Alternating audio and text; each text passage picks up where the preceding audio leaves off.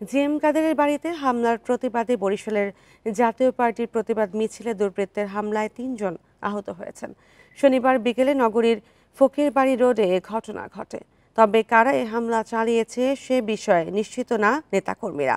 Police জানায় কেন্দ্রীয় কর্মসূচির অংশ হিসেবে বিকেলে ফকিরবাড়ি রোডের দলীয় কার্যালয় থেকে মিছিল বের করে জাতীয় পার্টির নেতাকর্মীরা।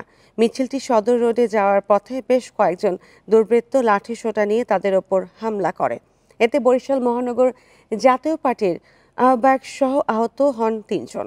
এদের মধ্যে একজনকে বরিশাল শের-ই-বাংলা মেডিকেল কলেজ হাসপাতালে ভর্তি করা হয়েছে। এদিকে রাতে গণ অধিকার পরিষদের নেতা কর্মীদের ওপর হামলার জেরে বরিশালে জাতীয় পার্টির অফিসে হামলা ভাঙচুর করা হয়।